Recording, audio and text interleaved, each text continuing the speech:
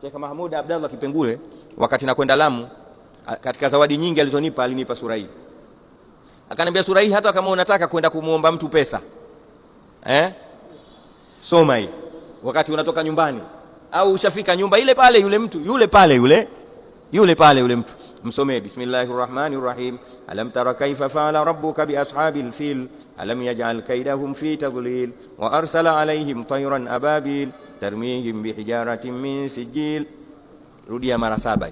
Faja'alahum ka'asfin ma'kul, usifike. Sheikh Mahmud anasema rudi hapa tu tarmihim bihijaratin min sijil, tarmihim bihijaratin min sijil, tarmihim bihijara, mara 7, kisha mkono ufunge hivi, usiukunjue mpaka mkononi kwake. Salamu alaykum, nimekuja Sheikh, hali yako bwana, ushamma. Alafu pale pale mwambie neno lako. Kwenye matatizo mwanadamu yote ameumbwa kukosea. Mimi nakosea kila siku nakosea, binafsi yangu najijua, kwa sababu ni mwanadamu.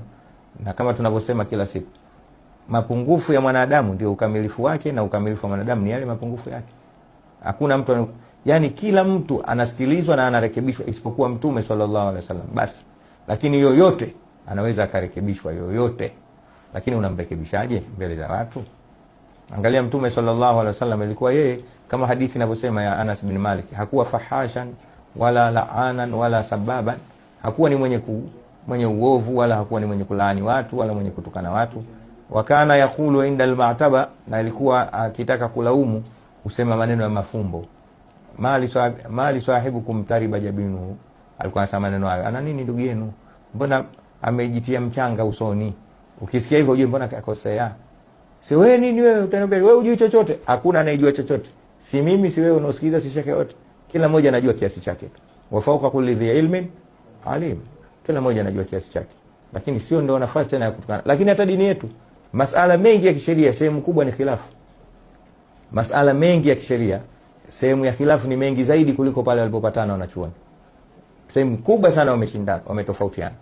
Masala karibu milioni 5 na kitu. Masala watu huyu anasema hivi, wanasema ndio dini kwa hivyo.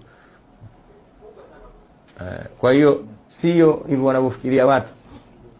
Ukikijua kitu ndio hicho.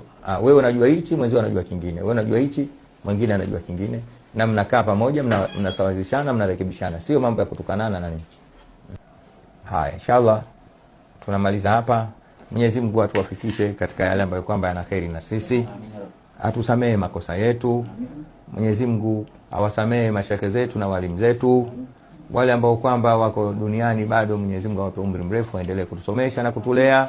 Na wale ambao wametangulia mbele ya haki kama vile shekhe wetu Sheikh Muhammad Ayubu na wengineo, Mwenyezi Mungu awaridhie, pamoja na mzee wetu mzee Alhaji Umar Kawambwa ambaye yeye ndio sababu ya hapa sisi tulipokaa. Mwenyezi Mungu ampe kitabu chake kwa mkono wa kulia, pamoja na mwanawe Ustadh Omar Alhaji Umar na wote wanaofanya kazi ya dawa.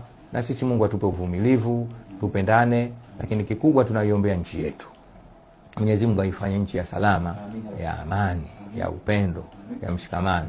Rais wetu Doktora Samia Suluhu Hassan, Mwenyezi Mungu amuimarishe yeye pamoja na wote wanaomsaidia katika kazi kama hii. Aendelee kuwa mama mwenye kutuhurumia, mwenye kutujali. Mwenyezi Mungu amtie mapenzi na wale wote wanaomahani na kumsema vibaya kwa sababu ya chuki tu za kisiasa na uroho wa madaraka. Mwenyezi Mungu awaongoze na sisi tupate kupendana zaidi.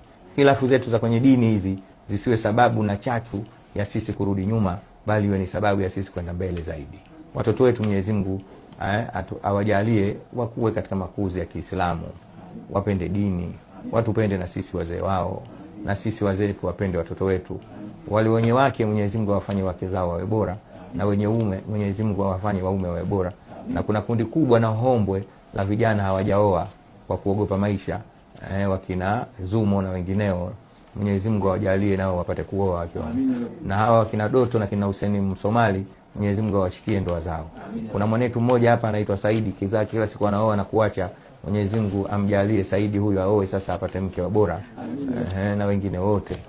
Wa sallallahu alaihi wasallam ala sayyidina Muhammad wa ala alihi wa sahbihi, walhamdulillahi rabbil alamin.